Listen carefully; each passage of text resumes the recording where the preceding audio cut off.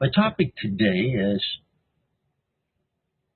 illustrated in my communications media to all of you around the world, has to do with building relationships. Our business is one of helping other people succeed. And in doing so, there's certainly many ideas you need to understand and work properly for that to happen. I think back to the jobs I had. My supervisor's interest was more in what I could produce so they would get promotions than in me and what I would get. And that's the way it is in the job world. I call it job mentality. The motivation involved with job mentality is called restrictive. You have to do it. If you work for me and I give you an assignment, I have the hammer, the restriction. Get it done or else. Get it done by Friday, meet the deadline, or you'll be replaced. Or don't expect your next promotion. And so the concern in many jobs is for the individual. Now, I'm going to tell you a story. I worked in Newark, New Jersey at the time. It was inner city. That's where our office was. And they wanted me to lead the program for junior achievement. This is where you get young school kids, high school level, and you teach them about working in jobs and business and things of that nature. And so I accepted the challenge. And we had 8 students selected from the various schools in that region. And we taught them many things. They were great. They really were. Most were black or Hispanic.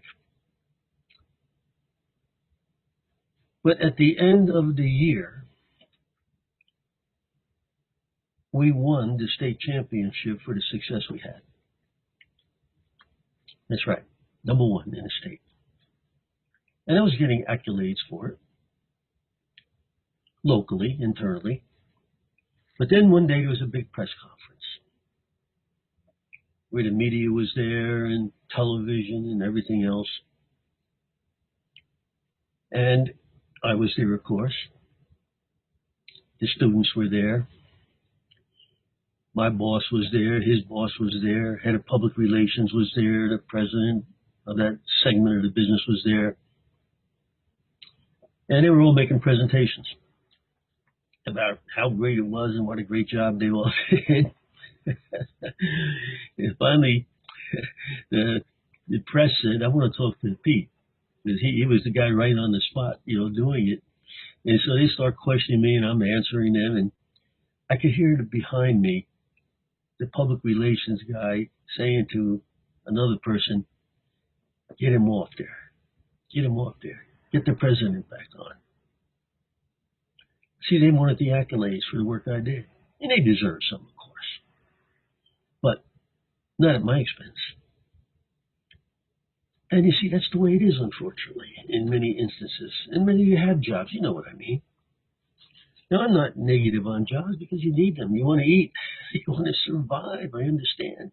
But there's those of you with a dream that want more. Why not make, what is it? I got it here, $9,064 next month. In addition to your job if you want. If you still like your job, want to stay there. Why not? But you see, if you join the business, it's a different mentality. Not a job mentality of what's in it for me. No. In our business mentality is who can I help achieve? And the more people I help achieve their goals, success in life, the more I'll make. I know that. It's part of the plan. But if I'm focused on me, it's not going to work, guys. What can you do for me? No. What can I do for you? How can I help you reach your goal? I said it during my presentation. What is it you want? Got the 3 possibilities: extra money, substantial money, lots of money. You tell us what you want. We'll have a team work with you to help you achieve it. Will we benefit? Of course. That's the business. That's the plan. We all go higher on the scale. We all make more money together. But my mentality is not, what can you do for me? No, my mentality is, what can I do for you? That's why we run a program like this. What can we do to help you? People all over the world. Making a presentation for their prospects, the people they know that want to make money, or training like we are now for many, many different people. What can we do for you? That's the way you need to think about the business. Yes, if you can help other people succeed, you will succeed. That's our business plan. That's the way it was developed. I want to tell you a story. Something I read many, many years ago. It applies to a degree to our discussion here. And I hope you see the connection when I tell you the story. It has to do with two seas, the Sea of Galilee and the Dead Sea. They are both filled by the same waters, the waters that come down from the Hebron, running over the cedars, the roots of the cedars of the Hebron, and eventually fill both seas. The Dead Sea is exactly that. That's why they call it the Dead Sea. Nothing grows in the Dead Sea. Nothing. No animal life. No plant life. It is totally dead. The Sea of Galilee, and again, remember, it's filled by the same waters, is teeming with wildlife. Animal life, plant life. What's the difference? Why is one sea totally dead, the other teeming with life? The answer is this. The Dead Sea holds all the water to itself. There's no outlet for the water. The Sea of Galilee fertilizes the surrounding land so millions of people can grow food and eat. It shares its waters with the surrounding area. That's the difference. People who share, who have an attitude of helping others, are the ones that grow, just like the seas. Well, there are many stories I could tell you, but that's one of my favorite. I hope it illustrates the point for you. We share what we have to help other people benefit. Like the Sea of Galilee, people can eat, have the food. Not just keep it all to ourselves and not built just for me. Years ago, when I was in the business for several years, not many, we didn't have the extensive system and network we have now because we're growing, we're learning at that time. We had meetings in the New Jersey area where I lived on a regular basis, live meetings, training meetings, meetings to show the plan like we do online today, as well as we'll get back to live ones in the future. But we sponsored some people in New York, about 150 miles from my home, 200 kilometers or more. It was too far for them to come down to the meetings. At that time, there was another person, not in our network or organization, that was successful very quickly there. In a matter of a year or two, he had a pretty high level, got known well in the region. And some of those people that we brought into the business went to a meeting this person was running. After the meeting, they called me to tell me about it. And they said they couldn't believe what they saw. This guy was up on stage telling all the people in the audience how great he was, what he could accomplish. Just follow him, listen to me, we're going to do it. And his language was not, let's say, acceptable to a group in many cases. And he stated, he says, I don't care what you think about me. I'm going to speak the way I want to speak. I'm going to tell you like it is. If they don't like it, get out. I was very surprised that the guy had attained some success as he had. However, 2 years later, we never saw him again. People deserted him. Oh yeah, they saw the opportunity, got enhanced by it, enthralled with it. They were making money, feeling good about it, but they couldn't put up with that type of leadership. Me. Instead of, what can I do to help you? Along the way, as I'm building the business, I read the book from Dale Carnegie, a book I thought I would never read. I remember hearing about it when I was working as an engineer in systems and so forth, how to win friends and influence people. I said, what do I need that for? Well, after I was fairly successful in the business, somebody gave me the book and I read it. And I couldn't believe what I was reading, things I never understood about life, about people.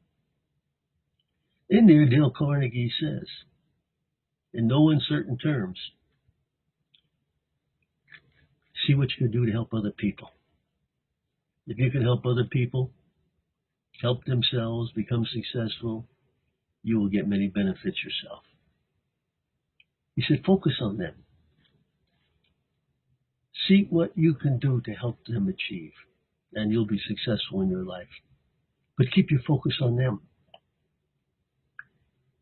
And I've read that many times. I've heard some very famous people talk about it over the years, as many of our leaders here have. And that's the way we build our business. That's why we are successful like we are with thousands of people all over the world, 24 countries today. We care about the other person that joins with us. What can we do to help them? We run meetings and seminars for that purpose. Not because I want to be on stage, as an example, like you saw the picture in St. Petersburg. Oh, I don't mind. I like it. It's enjoyable to me. Getting on stage and helping people from all over the world. But it's not the reason I do it. The reason I do it is try to help them, as I mentioned, so they can learn, they can grow. And I know the more of them that grow, the more money I'm going to make too. Better lifestyle we'll have. We know that. But that's not our direction in our thought process. It has to be, what can I do to help them? The more people you help, the more success you'll have. And so the focus in our business, in our training, in our leadership programs is just that. If you join the business with us, we ask you, what do you want? I'm not going to tell you what I want. I did it right in the very beginning of the presentation. Here's the possibilities. You tell me what you want, I'll help you get it. I'll tell you another story. I'm full of stories, as you know. After being in this business for so many years, you get full of stories. In the early days, my first sponsoring activities in the first month or so, I sponsored a schoolmate from high school. Good guy. He did pretty well. And he calls me one day, and he says, we have another friend from school that wants to join. He said, help me out, because he was new at the time. I said, sure, okay. So I talked with this woman. She's married, but she was interested for herself, because she wanted to make some of her own money, her own spending money. And she said, Pete, if you can show me how to make $100 a month, I'll be happy. Well, we did. We showed her how to make $100 a month. It wasn't hard. And she was extremely happy with it. This went on for 3 years. We continued to work with her, show her new products, new possibilities with the products to keep her $100 a month coming in. 3 consecutive years. She calls me one day. She says, Pete, my neighbor would like to do it also. She'd like $100 a month. So I told her that you would sponsor her and get her going into business. And her name was Pat. I said, no, Pat, tell you what, you should sponsor her. It might enhance your profit. I said, in fact, let me come over to your house and you invite her there. She's a neighbor. Have her husband come, and I'd like to see your husband too. I never met him. So they know, what we're doing. So she agreed. I went over a couple days later, did a presentation for the four of them. They had never really seen the full presentation. All she knew is how to sell product. Well, guess what happens? The two husbands get excited. Yeah, they get so excited that they join with their wives and in 5 months reach the top of the scale. We call that silver producer. They went on to platinum, founders platinum, etc. And made substantial amount of money like we just talked about with the young lady from Italy. That check was so big. Oh, we got a lot of stories like that. Because the interest is in them and what they want. Well, one day, this is again after I'm in the business several years, there was a guy who was very, very famous in the business. His name was Larry Jordan. His brother was in the business at the diamond level. And the parents were in the business. But Larry Jordan joined the business to reach what we call the emerald level. That's a significant income, more money than most people make on the best jobs. Has longevity to it. Once you develop it right, that money comes in, whether you're working for it or not. It's built right. His objective for doing this was not to be an emerald. His objective was to go to Mexico, a very religious person, and translate the Bible to the Inca Indians of that nation. He did. He made emerald, and he moved to Mexico for 5 years. Worked with a lot of the Indians, and did translate the Bible for their use. Well, after 5 years, having successfully done this, he came back to the U.S. And now he was even more popular because of what he had done, of course. We all respected him greatly. So I invited him to speak at a live seminar. So he comes to the seminar and he's telling a story about going, an intriguing story. I mean, how he built the business rapidly because his motivation is so strong to do this. It was in a matter of 2 years. And he's got freedom. He goes to Mexico. 5 years there. No income because it's all coming in from the business. Comes back and he's telling his story. We had, oh my gosh, I don't know, maybe 1,500 people at that time at the meeting, live meeting.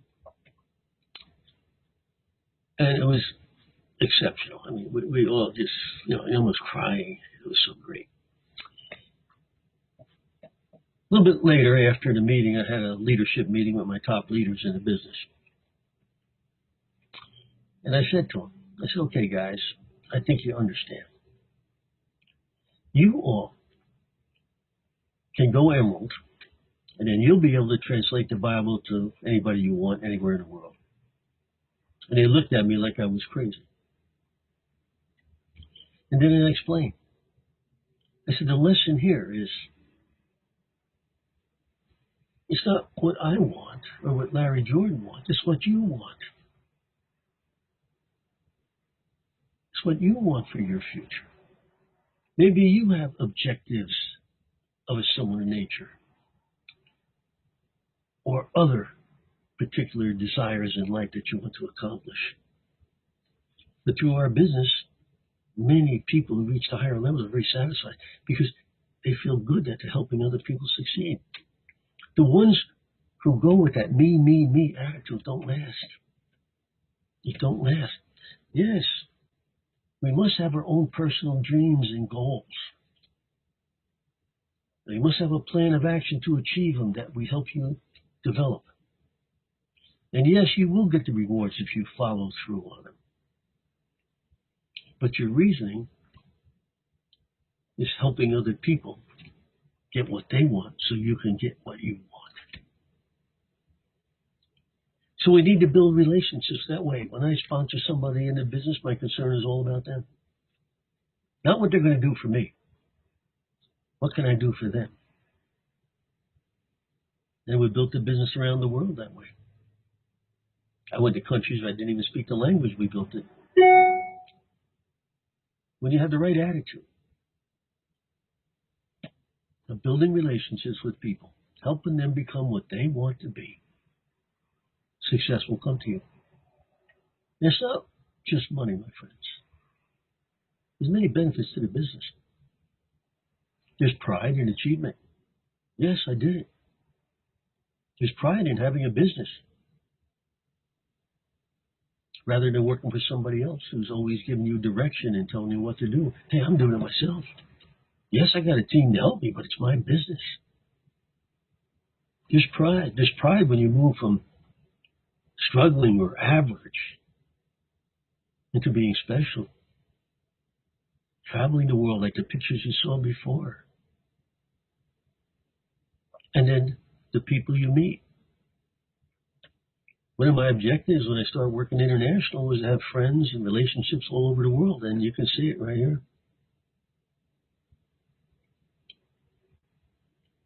Just this past January, before the pandemic hit, I took my 6 kids and their spouses on a trip to Bangkok to start with,